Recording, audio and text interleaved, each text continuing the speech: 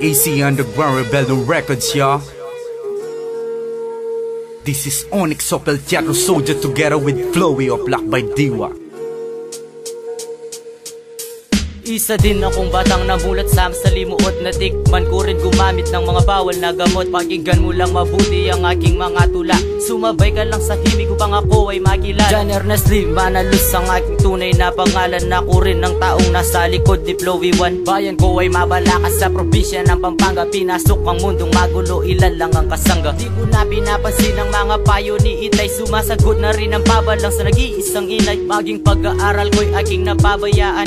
Ito'y pinagpalit ko sa aking mga kaibigan. Gusto ko lang ipaalam ang aking nakaraan, kung saan napakalapit ko sa kapahamakan. Nang ako noon ay nasangkot sa isang kaguluhan. Malamig ang sahig, natikman ko sa kulungan. Ako si Onyx, ang binatang lumaki sa Mawakay. Tunay akong kapampangan, di ako taga-tatay. Lumaki ako sa piling ng aking mga magulang. Sa pangaral at talaga sa'kin di sila nagkulang. Ako'y nag-iisang anak ni Edna at Noel Katakutan. Buhay namin ay mahirap at laging lubog sa utang. 19 ang edad, kabilang sa sistema do. Pinagbabawal na gamot, madalas kong ini-score. Kahit tanghaling tapat, ako'y laman din ng daan. Umuuwing wala sa oras, siya na kinalakihan. Pagkain ko sa maghapon ay kulang sa 3 beses. At sa paglipas ng taon, pangalan ko'y balot ng dungis. Ang balat ko'y di makinis, sa init laging babad. Bahala na ang kapalaran kung saan ako mapadpad. Panay ba to sa kanang kutya na walang pinag-aralan, dahil sa walang natapos at diplomang kapibayan.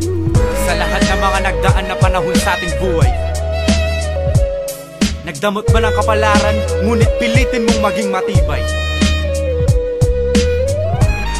Magbago ka, kapatid. Magbago ka. Dahil di lang ikaw ang nakakaranas ng tulad ng nararanasan mo.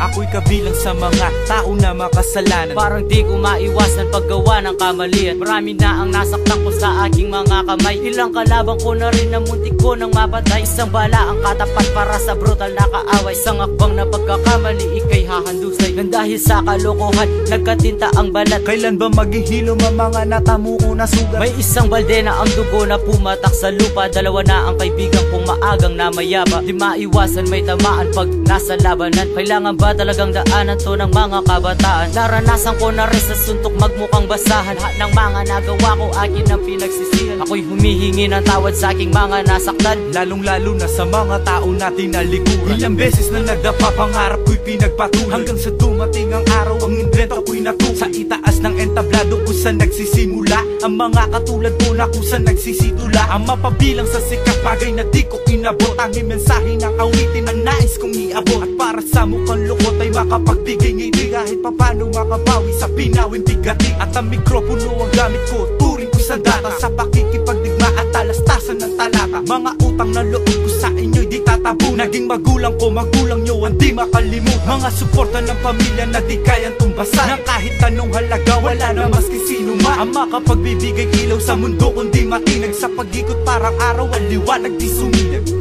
Sa lahat ng mga taong sa'yo'y nakatulong noon, huwag kang makakalimot, lalong lalo na sa Panginoon. Lumingon ka sa dati mong pinanggalingan, huwag mong iwasan, dahil lahat ng yan ay makakatulong sa iyong kinabukasan. Yeah!